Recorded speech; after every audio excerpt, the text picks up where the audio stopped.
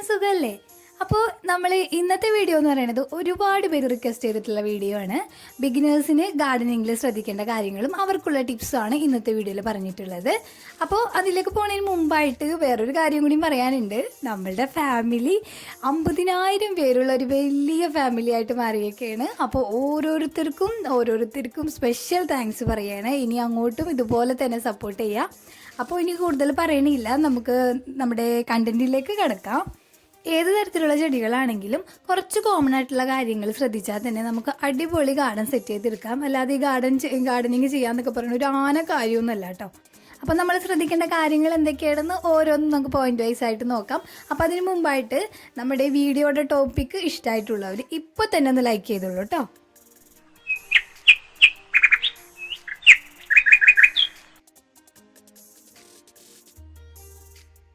അപ്പോൾ നമ്മൾ അങ്ങനെ ഒരു ഗാർഡനൊക്കെ സെറ്റ് ചെയ്യാൻ തീരുമാനിച്ച് അപ്പോൾ ആദ്യം തന്നെ ചെയ്യേണ്ട കാര്യം എന്ന് പറയുന്നത് നമ്മുടെ സ്ഥലത്തിന് അനുയോജ്യമായിട്ടുള്ള ചെടികൾ കണ്ടെത്തുക എന്നുള്ളതാണ്. അപ്പോൾ ആദ്യം തന്നെ നമ്മുടെ സ്ഥലം എങ്ങനെയുള്ളതായിരിക്കണം? വീടിനോട് ഒരുപാട് അകലെയൊന്നും അല്ലാതെ തന്നെ നമ്മുടെ പരിചരണം എപ്പോഴും കിട്ടാൻ സാധ്യതയുള്ള സ്ഥലത്ത് തന്നെ ആയിരിക്കണം. അല്ലെങ്കിൽ നമ്മുടെ ഹോബിയുടെ പുറത്ത് കുറച്ച് ദിവസമൊക്കെ ചെയ്യും, അത് കഴിഞ്ഞ് നമുക്ക് അധ്വാനം കൂടുമ്പോൾ പൊതുവെ മടിയായിട്ട് അത് മാറും. നമ്മുടെ ചെടികൾക്ക് ആവശ്യത്തിനുള്ള വെള്ളവും വളവും കിട്ടുമില്ല. അപ്പോൾ അങ്ങനെ ഒരു അവസ്ഥ ഇല്ലാതിരിക്കാൻ എപ്പോഴും നമ്മുടെ കണ്ണെത്തുന്ന സ്ഥലത്തായിരിക്കണം ഗാർഡൻ സെറ്റ് ചെയ്യാൻ തീരുമാനിക്കുന്നത്. ഇനി നമ്മൾ ചെടികൾ സെലക്ട് ചെയ്യേണ്ടത് എങ്ങനെയാണെന്ന് വെച്ചിട്ടുണ്ടെങ്കിൽ, ഒരുപാട് വെളിച്ചമൊന്നും കിട്ടാത്ത സ്ഥലമാണ്, അതായത് ഡയറക്റ്റ് സൺലൈറ്റ് കിട്ടാത്ത സ്ഥലമാണെങ്കിൽ അവിടെ ഒരുപാട് ഫ്ലവറിങ് പ്ലാന്റ്സ് ഒന്നും വെച്ചിട്ട് വലിയ കാര്യം ഉണ്ടാവില്ല. കാരണം അവർ വളരും, പക്ഷേ ഫ്ലവർ ചെയ്യൽ കുറവായിരിക്കും. അപ്പോൾ നമ്മൾ അങ്ങനെയുള്ള സ്ഥലത്ത് വെക്കാൻ തിരഞ്ഞെടുക്കേണ്ടത് ഫോളിയേജ് പ്ലാന്റ്സ് ആണ്, അതായത് നമ്മുടെ ഇലച്ചെടികൾ. ഇനിയിപ്പോൾ ഫ്ലവറിങ് പ്ലാന്റ്സ് വെക്കാൻ പറ്റിയ നല്ല ബ്രൈറ്റ് ലൈറ്റ് കിട്ടുന്ന സ്ഥലമാണെങ്കിൽ തന്നെ അവിടെ നമ്മൾ ലൈറ്റിൻ്റെ ഇൻറ്റൻസിറ്റി അനുസരിച്ച് വെക്കണം. അതായത് ഒരുപാട് വെയിൽ ആവശ്യമുള്ള ഫ്ലവറിങ് പ്ലാന്റ്സ് ഉണ്ടാവും, അവിടെ നമ്മൾ എപ്പോഴും നല്ല വെളിച്ചം കിട്ടുന്ന സ്ഥലത്ത് വെക്കാം. ഇനിയിപ്പോൾ നമ്മൾ അധികം ലൈറ്റ് വേണ്ടാത്ത ഫ്ലവറിങ് പ്ലാന്റ്സ് നല്ല സെൻസിറ്റീവ് ആയിട്ടുള്ളതുണ്ടെങ്കിൽ അവരെ ഒരുപാട് ഡയറക്റ്റ് സൺലൈറ്റ് അടിക്കാത്ത സ്ഥലത്ത് വെക്കാം, അല്ലെങ്കിൽ പിന്നെ അവർ ബേണായി പോകാനുള്ള ചാൻസ് ഉണ്ട്.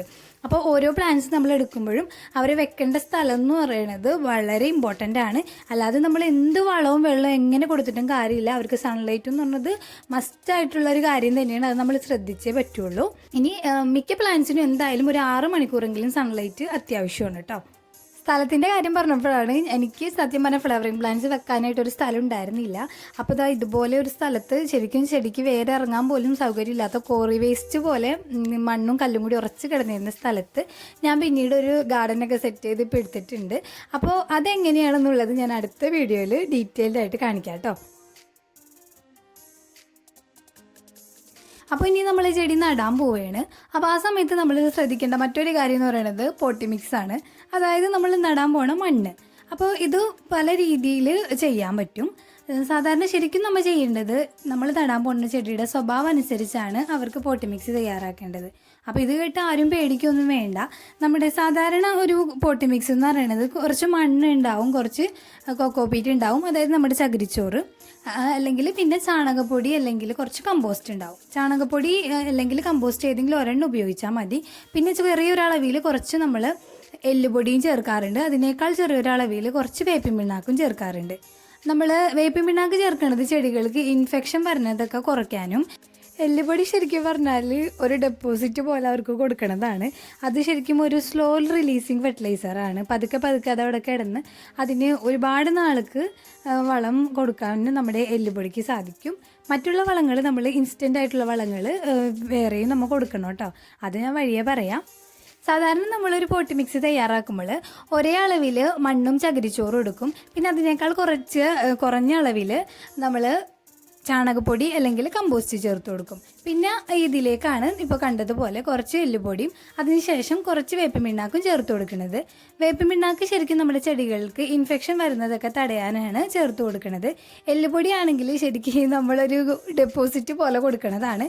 അത് ഒരു കമ്പോസ്റ്റ് മിക്സിൽ കിടന്നിട്ട് ഒരു സ്ലോ റിലീസിങ് ഫെർട്ടിലൈസറാണ്. കുറച്ചായിട്ട് അതിന് ആവശ്യമുള്ള എലമെൻസൊക്കെ നമ്മുടെ ചെടികൾക്ക് കൊടുക്കണം. വളരെ സ്ലോ ആയിട്ട് റിലീസ് ചെയ്യണം. ഒരുപാട് നാൾക്ക് അതവിടെ നമ്മുടെ ചെടിക്ക് ഒരു ഡെപ്പോസിറ്റ് പോലെ കിടന്ന് വളങ്ങൾ കൊടുത്തോളും. പക്ഷെ അത് കൂടാതെ നമ്മൾ ഇൻസ്റ്റൻ്റ് ആയിട്ടുള്ള അവർക്ക് പെട്ടെന്ന് വലിച്ചെടുക്കാൻ പറ്റുന്ന വളങ്ങൾ വേറെയും കൊടുക്കണം. അപ്പോൾ അതൊക്കെ ഞാൻ വഴിയേ പറയാം. ചാണകപ്പൊടി അല്ലെങ്കിൽ കമ്പോസ്റ്റ് ഇതിലേതെങ്കിലും ഒരെണ്ണം ചേർത്താൽ മതിയാവും കേട്ടോ. പിന്നെ നമ്മൾ കൊക്കോപീറ്റ്, അതായത് നമ്മുടെ ചകിരിച്ചോറ് ചേർത്ത് കൊടുക്കുന്നത് ചെടികൾക്ക് ആവശ്യമായിട്ടുള്ള ഈർപ്പം നിലനിർത്താനാണ്. മിക്ക ചെടികൾക്കും ചെറിയൊരു ഈർപ്പം നിലനിർത്തുന്നത് അവരുടെ വളർച്ചയ്ക്ക് നല്ലതാണ്. ഇപ്പോൾ നമ്മളൊരു ദിവസം വെള്ളമൊഴിക്കാൻ വിട്ടുപോയാലും അവർക്ക് ആവശ്യമുള്ള ഒരു നനവ് അതിൽ നിലനിർത്താനായിട്ട് നമ്മുടെ ഈ ഒരു കൊക്കോപീറ്റ് സഹായിക്കും. ഇനി ചില ചെടികൾക്ക് അധികം ഈർപ്പം ആവശ്യമില്ലാത്തതുണ്ടാവും, പെട്ടെന്ന് തന്നെ വെള്ളം വാർന്നു പോകേണ്ട ടൈപ്പ് ചെടികളുണ്ടാവും. അപ്പോൾ അവർക്ക് നമ്മൾ ഈ പോട്ടി മിക്സിൽ കുറച്ച് മണൽ ചേർത്ത് കൊടുക്കുകയാണ് ചെയ്യാറ്. അപ്പോൾ അവർക്ക് നമ്മൾ ചകിരിച്ചോറ് ചേർക്കേണ്ട ആവശ്യമില്ല. അതായത് നമ്മുടെ ചെടികൾ എപ്പോഴും ഈർപ്പം ആവശ്യമുള്ള ചെടികളാണെങ്കിൽ നമ്മൾ കൊക്കോപീറ്റ് ചേർത്ത് കൊടുക്കുക. അതെല്ലാം നമ്മുടെ ചെടികൾക്ക് ഈർപ്പം ആവശ്യമില്ലാത്തതാണെന്നുണ്ടെങ്കിൽ നമ്മൾ കൊക്കോപീറ്റിന് പകരം മണൽ ചേർത്ത് കൊടുക്കുക, അല്ലെങ്കിൽ കുറച്ച് കൊക്കോപീറ്റ് ചേർത്തതിന് ശേഷം ബാക്കി മണൽ ചേർത്ത് കൊടുക്കുക. അപ്പോൾ ഇതാണ് നമ്മുടെ പോട്ടി മിക്സിൽ ശ്രദ്ധിക്കേണ്ട ഒരു കാര്യം എന്ന് പറയുന്നത്. പിന്നെ നമ്മുടെ പോട്ടി മിക്സിൽ എയർ സർക്കുലേഷൻ കൂടാൻ വേണ്ടി പെർലൈറ്റ് ചേർത്ത് കൊടുക്കണം കാണാം. പെർലൈറ്റ് എന്ന് പറയുന്നത് നമ്മൾ ചില പോട്ടി മിക്സിലൊക്കെ വെളുത്ത ഒരു കുറച്ച് വലുപ്പമുള്ള തരികൾ കിടക്കണം കാണാം. അപ്പോൾ അതാണ് ഈ പെർലൈറ്റ് എന്ന് പറയുന്നത്. അപ്പോൾ ഞാൻ സത്യം പറഞ്ഞാൽ ഇതുവരെ പെർലൈറ്റ് ഒന്നും അങ്ങനെ വാങ്ങി ചെടികൾക്കൊന്നും ഇട്ടിട്ടില്ല. ചിലപ്പോൾ മണലിട്ട് കൊടുക്കും. അതൊക്കെ നമ്മുടെ ഇഷ്ടത്തിന് ചെയ്യാവുന്നതേ ഉള്ളൂ. ഞാനിപ്പോൾ ഗാർഡനിങ്ങിനോടൊപ്പം തന്നെ ഫോക്കസ് ചെയ്യണത് സീറോ കോസ്റ്റിൽ മാക്സിമം കാര്യങ്ങൾ ചെയ്യാനും അതോടൊപ്പം തന്നെ മാക്സിമം വേസ്റ്റ് നമ്മുടെ ഗാർഡനിൽ യൂട്ടിലൈസ് ചെയ്യാനും നോക്കാറുണ്ട്. അങ്ങനെയുള്ള ഒരുപാട് വീഡിയോകൾ നമ്മൾ മുമ്പേ തന്നെ ചെയ്തിട്ടുള്ളതാണ്. ഇനി മണ്ണിനെ കുറിച്ച് മറ്റൊരു കാര്യം കൂടിയും പറയാനുണ്ട്. നമ്മളിനി പോട്ടിലൊന്നല്ല, സാധാരണ വെറുതെ നിലത്ത് ചെടി നടാണെങ്കിൽ കൂടിയും നമ്മൾ ആദ്യമായിട്ടാണ് ചെടി ആ ഒരു സ്ഥലത്ത് നടാൻ പോകണമെന്നുണ്ടെങ്കിൽ അവിടെ നമ്മൾ അവിടുത്തെ മണ്ണിൻ്റെ pH ഒന്ന് ബാലൻസ് ചെയ്യേണ്ടതുണ്ട്. നമുക്ക് അറിയില്ലല്ലോ അപ്പോൾ അവിടുത്തെ മണ്ണ് അസിഡിക് ആണോ എങ്ങനെയാണെന്ന് അറിയില്ല. അപ്പോൾ pH മെയിൻറ്റെയിൻ ചെയ്യാൻ വേണ്ടി നമ്മൾ എപ്പോഴും ഉപയോഗിക്കുന്നത് കുമ്മായമാണ്.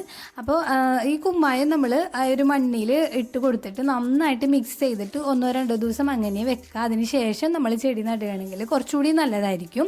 അത് നമ്മളിങ്ങനെ നടാൻ മാത്രമല്ല, നമ്മൾ സാധാരണ പോട്ടി മിക്സിയിൽ മിക്സ് ചെയ്യണ മണ്ണാണെങ്കിലും നമ്മൾ മുമ്പേ തന്നെ ഇതുപോലെ കുമ്മായം മിക്സ് ചെയ്ത് ട്രീറ്റ് ചെയ്ത് ഇടുകയാണെങ്കിൽ നമുക്ക് ആവശ്യ സമയത്ത് എടുത്ത് ഉപയോഗിക്കാൻ നല്ലതായിരിക്കും. അപ്പോൾ നമ്മുടെ ചെടി എപ്പോഴും നട്ടിട്ട് നശിച്ചു പോയി എന്നുള്ള ഒരു പരാതി നമുക്ക് ഒരുപാട് ഒഴിവാക്കാൻ പറ്റും. അപ്പോൾ അതാണ് നമ്മുടെ കുമ്മായത്തിൻ്റെ ഉപയോഗം എന്ന് പറയുന്നത്.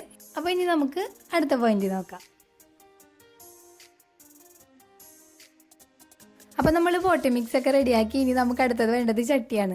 അപ്പോൾ ഇപ്പോൾ മാർക്കറ്റിൽ ചട്ടികൾ ഒരുപാട് തരത്തിൽ അവൈലബിൾ ആണല്ലേ. എവിടേക്കും നമുക്ക് ഇറങ്ങാൻ പറ്റില്ല, എവിടെ നോക്കിയാലും ചട്ടികളാണ്. സെറാമിക് ആയാലും സിമെൻ്റ് ആണെങ്കിലും പ്ലാസ്റ്റിക് ആണെങ്കിലും എങ്ങനെ ടെറാക്കോട്ട ചട്ടികളാണെങ്കിലും എല്ലാ ചട്ടികളും അവൈലബിൾ ആണ്. പക്ഷേ നമ്മളിവിടെ പറയുന്ന അനുയോജ്യമായ ചട്ടികൾ എന്ന് പറയുന്നത് ഭംഗിയിൽ മാത്രമല്ല കേട്ടോ. കൂടുതൽ ആരും പറഞ്ഞു കാണാത്തൊരു കാര്യമാണ് നമ്മുടെ ചട്ടിയുടെ വലിപ്പം എന്ന് പറയുന്നത്. നമ്മൾ ചട്ടി ഭംഗി നോക്കി എടുക്കുന്നതിനേക്കാളും പ്രാധാന്യമാണ് നമ്മുടെ ചെടിക്ക് അനുസരിച്ചിട്ടുള്ള വലുപ്പത്തിൽ ചട്ടികൾ എടുക്കാന്നുള്ളത്. അതെങ്ങനെയാണെന്ന് വെച്ചിട്ടുണ്ടെങ്കിൽ നിങ്ങളിപ്പോൾ ഈ കാണുന്ന ഈ ഒരു അരയിലിയ പ്ലാന്റ് ഇതിനേക്കാളും ചെറുതായിരുന്നു ഞാൻ നടുന്ന സമയത്ത്. അപ്പോൾ ഇത് ശരിക്കും നിങ്ങൾക്കൊക്കെ അറിയണ പോലെ വലുതാവണ ഒരു പ്ലാന്റ് ആണ്. പക്ഷെ എന്ന് കാര്യം നമുക്ക് ആദ്യം നടുമ്പോൾ തന്നെ ഏറ്റവും വലിയൊരു പോട്ടിൽ കൊണ്ടുപോയി ഇത് നടാൻ ശരിയാവില്ല. വളരില്ല എന്നല്ല, വളർച്ച വളരെ സ്ലോ ആയിരിക്കും. അത് മാത്രമല്ല ചില സമയങ്ങളിൽ ചെടി നശിച്ചു പോകാനും സാധ്യതയുണ്ട്. അപ്പോൾ നമ്മൾ എപ്പോഴും ചെടി വെക്കുമ്പോൾ ആ ചെടിയുടെ വലിപ്പത്തിനനുസരിച്ചുള്ള പോട്ട് കൊടുക്കുക. ക്രമേണ അത് വലുതാവണതിനനുസരിച്ച് നമുക്ക് പോട്ട് മാറ്റി കൊടുക്കുക. അതാണ് നമ്മുടെ ഗാർഡനിങ്ങിൽ ഏറ്റവും ബെറ്റർ ആയിട്ടുള്ള രീതി എന്ന് പറയുന്നത്. നമ്മൾ പോട്ടുകൾ ഉപയോഗിക്കുമ്പോൾ അല്ലാതെ വലുതാവണ ചെടിയാണെന്ന് പറഞ്ഞാൽ ഏറ്റവും ആദ്യം ഒരു വലിയ പോട്ടിൽ കൊണ്ട് നട്ട് കഴിഞ്ഞിട്ടുണ്ടെങ്കിൽ അവർക്ക് കിട്ടുന്ന വെള്ളത്തിൻ്റെ അളവ് ആ ചെടിയുടെ സൈസിനെ സംബന്ധിച്ച് വലിയൊരളവായിരിക്കും. ക്രമേണ ആ ചെടികൾ വളർച്ച മുരടിക്കുകയോ അല്ലെങ്കിൽ ചീഞ്ഞു പോവുകയോ തന്നെ ചെയ്യാറുണ്ട്. അപ്പോൾ ആ ഒരു കാര്യം ഒഴിവാക്കാൻ വേണ്ടിയാണ് കൂടുതൽ ആരും ശ്രദ്ധിക്കാത്തൊരു കാര്യമാണ് നമ്മുടെ പോട്ടിൻ്റെ സൈസ് എന്ന് പറയുന്നത്. അപ്പോൾ മാക്സിമം നിങ്ങൾ ചെടികൾക്ക് അനുയോജ്യമായിട്ടുള്ള പോട്ടുകൾ കൊടുക്കാൻ ശ്രമിക്കുക കേട്ടോ. ഈ ഒരു പോയിന്റിൽ എനിക്ക് പറയാനുള്ളത് നമ്മൾ ചെടികളെ ഓവറായിട്ട് സ്നേഹിക്കാതിരിക്കുക എന്നുള്ളതാണ്. നമ്മൾ സ്നേഹം പ്രകടിപ്പിക്കുന്നത് എപ്പോഴും വെള്ളം ഒഴിച്ചിട്ടായിരിക്കുമല്ലോ. അവസാനം നമ്മുടെ സ്നേഹത്തിൽ വീർപ്പ് മുട്ടി നമ്മുടെ ചെടികൾക്ക് നഷ്ടപ്പെടുന്നത് ചിലപ്പോൾ അവരുടെ ജീവൻ തന്നെയായിരിക്കും. അപ്പോൾ നമ്മൾ വെള്ളം ഒഴിക്കേണ്ട കാര്യം എപ്പോഴും ചെക്ക് ചെയ്തിട്ട് മാത്രം ഒഴിക്കുക. ഇപ്പോൾ ഇന്ന് വൈകുന്നേരം വെള്ളം ഒഴിക്കുന്നത്, അപ്പോൾ എല്ലാ ചെടിക്കും അങ്ങോട്ട് ഒഴിക്കുക അങ്ങനെയല്ല. നമ്മൾ ഓരോ ചെടിയുടെ പോട്ടി മിക്സിൽ ഇതുപോലെ ഇങ്ങനെ തൊട്ട് നോക്കുക. അപ്പോൾ ആ സമയത്ത് ചെറിയൊരു നനവോടുകൂടി നമ്മുടെ കയ്യിൽ ഇത് ഒട്ടിപ്പിടിക്കുന്നുണ്ടെങ്കിൽ നമ്മളിതിൽ വെള്ളം ഒഴിക്കാനായിട്ടില്ല. ഇങ്ങനെ നനവുണ്ടായിട്ടും നമ്മൾ വീണ്ടും വെള്ളം ഒഴിക്കണതിനാണ് നമ്മൾ ഓവർ വാട്ടറിംഗ് എന്ന് പറയണത്. ഇനി അതുപോലെ തൊട്ട് നോക്കിയിട്ട് നമ്മുടെ വിരൽ ക്ലീൻ ആയിട്ട് വരികയാണെങ്കിൽ അങ്ങനെയുള്ള സമയത്ത് മാത്രമാണ് നമ്മൾ ചെടിക്ക് വെള്ളം ഒഴിക്കേണ്ട ആവശ്യമുള്ളൂ. ഇനി നമ്മൾ വെള്ളം ഒഴിക്കുന്ന സമയത്താണെങ്കിലും വെള്ളം ഒഴിച്ചിട്ട് അതിൻ്റെ താഴെ ഡ്രെയിനേജ് ഹോളിൽ കൂടി വെള്ളം പുറത്തോട്ട് വരുന്ന വരെ നമ്മൾ വെള്ളം ഒഴിച്ചു കൊടുക്കണം. അങ്ങനെ ഒഴിച്ചാൽ മാത്രമേ ഇതുപോലെ നമ്മൾ ചെക്ക് ചെയ്തിട്ട് വെള്ളം ഒഴിക്കുന്നത് കറക്റ്റ് ആവുള്ളൂ. ഇനി മണി പ്ലാന്റ് പോലുള്ള ചെടികളാണെങ്കിൽ നമ്മൾ ജസ്റ്റ് മേലിൽ മാത്രം തൊട്ട് നോക്കിയാൽ പോരാ, താഴോട്ട് വിരലൊന്ന് താഴ്ത്തിയിട്ട് 1 ഇഞ്ചെങ്കിലും താഴ്ത്തിയിട്ട് അവിടെ നനവ് ഉണ്ടെങ്കിൽ വെള്ളം ഒഴിക്കേണ്ട ആവശ്യമില്ല. മണി പ്ലാന്റിന് അത്രയ്ക്ക് വെള്ളം കുറവേ ആവശ്യമുള്ളൂ. നമ്മൾ ചെടിയൊക്കെ നട്ട് കുറച്ച് ദിവസം കഴിയുമ്പോൾ തന്നെ ചെടീനേക്കാൾ വേഗത്തിൽ വളരുന്ന ആളുകളാണ് ഈ കള എന്ന് പറയുന്നത്. അപ്പോൾ നമ്മൾ അവരെ പറിച്ച് കളയാൻ മറക്കരുത് കേട്ടോ. കാരണം നമ്മൾ ഇട്ട് കൊടുക്കുന്ന വളത്തിൽ മുക്കാഭാഗം എലമെൻസും ചിലപ്പോൾ അവർ വലിച്ചെടുത്ത് വളർന്ന് കളയും. അപ്പോൾ നമ്മുടെ ചെടികൾ പാവം ഇങ്ങനെ വളരാതെ നിൽക്കുകയും ചെയ്യും. അപ്പോൾ എന്തായാലും നമ്മൾ കള പറിക്കൽ ഒഴിവാക്കരുത്. നമ്മൾ ചുമ്മാ ഇങ്ങനെ നിൽക്കുന്ന സമയത്താണെങ്കിലും പോട്ടിലാണെങ്കിലും താഴെ ചെടികൾ വെച്ചേക്കുന്ന സ്ഥലത്താണെങ്കിലും പോയി അവർക്ക് ചുറ്റും വളർന്ന് നിൽക്കണം. ഒരു ചെറിയ ഒരു ആവശ്യമില്ലാത്ത ഒരു പുല്ലാണെങ്കിലും കൂടിയും അത് പറിച്ച് കളയാൻ മറക്കരുത്. നമ്മൾ ചെടി വെച്ച് കഴിഞ്ഞാൽ പിന്നെ വരാൻ പോകുന്ന ഒരു പ്രശ്നമാണ് കീടങ്ങളെന്ന് പറയുന്നത്. നമ്മൾ ചില സമയത്ത് കാണുക പോലുമില്ല, ഇലകൾ തിന്നിട്ട് അങ്ങോട്ട് പോയി കളയും. അല്ലെങ്കിൽ ചില സമയത്ത് ഇല ചുരുങ്ങി വരണ കാണാം. ഇലയുടെ താഴെയൊക്കെ ഇങ്ങനെ ഇരുന്ന് നീരൂറ്റി കുടിക്കുന്ന വെള്ളീച്ച, അഫിഡ് പോലുള്ള കുറേ കീടങ്ങൾ വരാൻ സാധ്യതയുണ്ട്.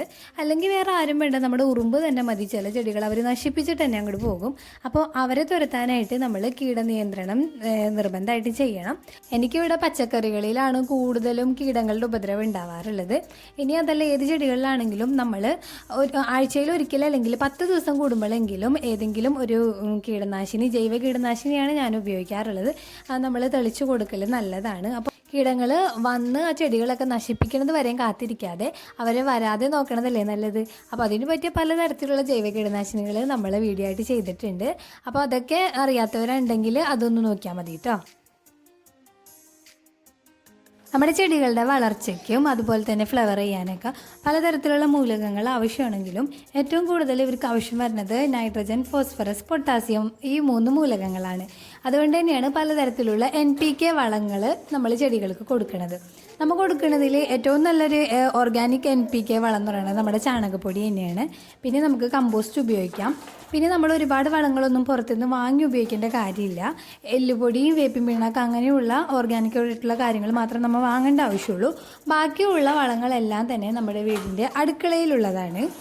നമ്മൾ കഴിച്ച പഴത്തിൻ്റെ തോലാണെങ്കിലും അതുപോലെ തന്നെ നമ്മൾ ദിവസവും ചായ ഉണ്ടാക്കിയിട്ട് അതിന് ബാക്കി വരുന്ന ചായയുടെ വേസ്റ്റ് ആണെങ്കിലും എല്ലാം നല്ലൊരു വളം തന്നെയാണ്. അപ്പോൾ നമ്മൾ ചായയിൽ ഇതുപോലെ എടുത്തു വെക്കുമ്പോൾ അരിപ്പയിലിട്ടൊന്ന് കഴുകി മധുരം കളഞ്ഞിട്ട് എടുത്തു വെക്കാം. അത് എന്നിട്ട് ഞാൻ ഇതുപോലെ എയർ ടൈറ്റ് ആയിട്ടുള്ള പാത്രത്തിൽ ഇട്ട് വെച്ചിട്ട് അത് നിറയുമ്പോൾ ഉണക്കിയാണ് സൂക്ഷിക്കാറുള്ളത്. അപ്പോൾ നമ്മുടെ ആവശ്യാനുസരണം ചെടികൾക്ക് പിന്നെ ഇട്ട് കൊടുക്കുകയും ചെയ്യാം. അതുപോലെ തന്നെ നമ്മൾ സാധാരണ ചെയ്യാറുള്ള മുട്ടത്തോട് അത് നമുക്ക് പോട്ടി മിക്സിൽ ചേർത്ത് കൊടുക്കാം. അതുപോലെ തന്നെ എക്സൈൽ സൊല്യൂഷൻ ഉണ്ടാക്കാം. പലതരത്തിലുള്ള വളങ്ങൾ നമുക്ക് മുട്ടത്തോട് വെച്ചിട്ടും അതുപോലെ സവാളയുടെ തോലൊക്കെ വെച്ചിട്ട് നമുക്ക് ഉണ്ടാക്കാൻ പറ്റും. ഇതുകൂടാതെ പലതരത്തിലുള്ള ലിക്വിഡ് ഫെർട്ടിലൈസേഴ്സ് നമുക്ക് ഉണ്ടാക്കാൻ പറ്റും. അപ്പോൾ ലിക്വിഡ് ഫെർട്ടിലൈസർ നമ്മൾ ഉപയോഗിക്കുന്നത് എന്താണെന്ന് വെച്ചിട്ടുണ്ടെങ്കിൽ നമ്മൾ വേരുകളുടെ വളർച്ചയ്ക്കും ചെടികൾക്ക് പെട്ടെന്ന് എലമെൻസിനെ വലിച്ചെടുക്കാനുള്ള സൗകര്യത്തിന് വേണ്ടിയാണ്. അതുപോലെ തന്നെ ഇൻഡോർ പ്ലാന്റ്സിനൊക്കെ ഒഴിക്കാനുള്ള സൗകര്യത്തിന് വേണ്ടിയാണ്. അപ്പോൾ അതിൻ്റെ വീഡിയോകളെല്ലാം നമ്മൾ മുമ്പേ തന്നെ ചെയ്തിട്ടുണ്ട്. അപ്പോൾ അതൊക്കെ ഒന്ന് കണ്ടു നോക്കിയാൽ മതി കേട്ടോ. അപ്പോൾ ഇത്രയും കാര്യങ്ങൾ ചെയ്താൽ തന്നെ നമ്മുടെ ചെടികൾക്ക് നല്ല രീതിയിലുള്ള വളപ്രയോഗം നമുക്ക് ചെയ്യാൻ പറ്റും. വളപ്രയോഗം പോലെ തന്നെ പ്രധാനപ്പെട്ട മറ്റൊരു കാര്യമാണ് മണ്ണ് ഇളക്കി കൊടുക്കുക എന്നുള്ളത്. ഒരിക്കലും മണ്ണ് ഇങ്ങനെ ഉറച്ച് കിടക്കാൻ നമ്മൾ സമ്മതിക്കരുത്. ഇടയ്ക്കെങ്കിലും വേരൊന്നും ഡാമേജ് ആവാത്ത രീതിയിൽ ചെറിയ രീതിയിൽ മണ്ണൊന്നും ഇങ്ങനെ ഇളക്കി കൊടുക്കണം. അതുപോലെ തന്നെ നമ്മൾ പോട്ടിലൊക്കെ നട്ടുള്ള ചെടിയാണെന്നുണ്ടെങ്കിൽ ഒരുപാട് നാൾ കഴിയുമ്പോൾ അതിൻ്റെ വളർച്ചയിൽ ഒരു മുരടിപ്പോ അല്ലെങ്കിൽ പൂക്കൾ കുറേയൊക്കെ കാണുകയാണെങ്കിലും നമ്മളതൊന്ന് റീപോർട്ട് ചെയ്ത് കൊടുക്കേണ്ടതുണ്ട്. നമ്മൾ മണ്ണൊക്കെ മാറ്റി പുതിയ വളവും മണ്ണൊക്കെ കൊടുക്കേണ്ടതുണ്ട് കേട്ടോ. നമ്മുടെ ചെടികളുടെ ഇലകളിൽ ഇതുപോലെ ചെറിയ കരിച്ചിലൊക്കെ കാണുകയാണെങ്കിൽ അത് വേറൊന്നുമല്ല, നമ്മുടെ ഇല സൺലൈറ്റ് കൂടിയിട്ട് ബേൺ ആവണതാണ്. അപ്പോൾ പെട്ടെന്ന് തന്നെ നമ്മുടെ ചെടീനെ ഷെയ്ഡിലേക്ക് മാറ്റണം. അതുപോലെ തന്നെ ചെറിയ ചെറിയ പ്രശ്നങ്ങൾ നമ്മുടെ ചെടിയിൽ കാണാൻ പറ്റും. ഇല മഞ്ഞളിപ്പോ അതുപോലെ എന്തെങ്കിലും പ്രശ്നം നമ്മൾ കാണുകയാണെങ്കിൽ അവർക്ക് വെള്ളം കൂടിയിട്ടാണെന്നാണ് നമ്മൾ മനസ്സിലാക്കേണ്ടത്. അപ്പോൾ തന്നെ അവരുടെ വാട്ടറിങ് ശ്രദ്ധിക്കണം, ഡ്രെയിനേജൊക്കെ ഓക്കെ ആണോ എന്ന് നോക്കണം. അങ്ങനെയുള്ള ചെറിയ കാര്യങ്ങൾ ചെക്ക് ചെയ്തിട്ട് അവരെ അതുപോലെ പരിചരിച്ചാൽ മതിയാവും. ഇനി നമ്മൾ ശ്രദ്ധിക്കേണ്ട ഒരു കാര്യം പ്രൂണിംഗ് ആണ്. റോസ്, ബൊഗൈൻവില്ല, അഡീനിയം അങ്ങനെ പല ചെടികളും നമ്മൾ പ്രൂൺ ചെയ്ത് നിർത്തേണ്ടതുണ്ട്. അങ്ങനെ ചെയ്താൽ മാത്രമേ അവർക്ക് അടുത്ത സീസണിലും നല്ല പോലെ പൂക്കൾ ഉണ്ടാകാൻ പറ്റുള്ളൂ. റോസിനാണെങ്കിൽ പിന്നെ സീസണും ഇല്ല, കുറച്ച് അങ്ങോട്ട് ഫ്ലവർ ചെയ്ത് കഴിയുമ്പോൾ തന്നെ നമുക്ക് പ്രൂൺ ചെയ്ത് നിർത്താം. അപ്പോൾ പ്രൂൺ ചെയ്യാന്ന് പറയുമ്പോൾ നമ്മളൊന്ന് ചെരിച്ച് ആ തണ്ടിൻ്റെ ഭാഗം കുറച്ചൊന്ന് ചെരിച്ചും മുറിച്ച് മാറ്റണതാണ്. അപ്പോൾ നമ്മൾ സീസൺ അനുസരിച്ച് ഓരോ ചെടികളും പ്രൂൺ ചെയ്ത് നിർത്തണം. ലാസ്റ്റ് ടിപ്പ് എന്ന് പറയുന്നത് എൻ്റെ ഒരു സജഷൻ മാത്രമാണ്. നിങ്ങൾക്ക് ഇഷ്ടമുണ്ടെങ്കിൽ മാത്രം സ്വീകരിച്ചാൽ മതി. നമ്മൾ ഏതായാലും ചെടികൾ നട്ടുപിടിപ്പിക്കുമ്പോൾ അതോടൊപ്പം തന്നെ നമ്മുടെ ചുറ്റും ഒരുപാട് ഉപയോഗശൂന്യമായ സാധനങ്ങൾ കിടക്കുന്നുണ്ടാവും. അപ്പോൾ അവരെ കൂടി ഉൾപ്പെടുത്തി നമുക്ക് നല്ല രീതിയിലുള്ള ഗാർഡൻ സെറ്റ് ചെയ്യാൻ ശ്രമിക്കുക. അതുപോലെ തന്നെ വളത്തിൻ്റെ കാര്യത്തിലാണെങ്കിലും ഒരുപാട് കിച്ചൺ വേസ്റ്റ് നമുക്ക് തലവേദനയായിട്ട് തന്നെ ചില വീടുകളിൽ നമുക്കത് സംസ്കരിക്കാൻ പറ്റാത്ത അവസ്ഥ വരാറുണ്ട്. അപ്പോൾ അതെല്ലാം നമ്മൾ നല്ല രീതിയിൽ അവരെ ഗുണങ്ങൾ തിരിച്ചറിഞ്ഞ് വേണ്ട ചെടികൾക്ക് നല്ല രീതിയിലുള്ള വളങ്ങളാക്കി കൊടുക്കുക. അപ്പോൾ അതിനെക്കുറിച്ച് ഇഷ്ടം പോലെ ഇൻഫർമേഷൻസ് നമുക്കിപ്പോൾ സോഷ്യൽ മീഡിയയിൽ എവിടെ നോക്കിയാലും കിട്ടും. അതോടൊപ്പം തന്നെ നമ്മുടെ ഗാർഡനിൽ ഡെക്കോർ പീസ് ആയിട്ടാണെങ്കിലും നമുക്ക് വേണ്ടാതെ നമ്മുടെ വീടിൻ്റെ മുറ്റത്ത് വെറുതെ കിടന്ന് കൊതുകൊക്കെ മുട്ടയിടാൻ ചാൻസ് ഉള്ള സാധനങ്ങളായിരിക്കും ഈ ചിരട്ട, മുള എന്നൊക്കെ പറയണത്. അപ്പോൾ അതൊക്കെ എടുത്ത് നമുക്ക് നല്ല രീതിയിലുള്ള ഡെക്കോർ പീസ് നമ്മുടെ ഗാർഡനിൽ സെറ്റ് ചെയ്ത് ഇടാവുന്നതേ ഉള്ളൂ. ഇത്രയൊക്കെയാണ് ബിഗിനേഴ്സിനോട് എനിക്കിപ്പോൾ പറയാനുള്ളത്.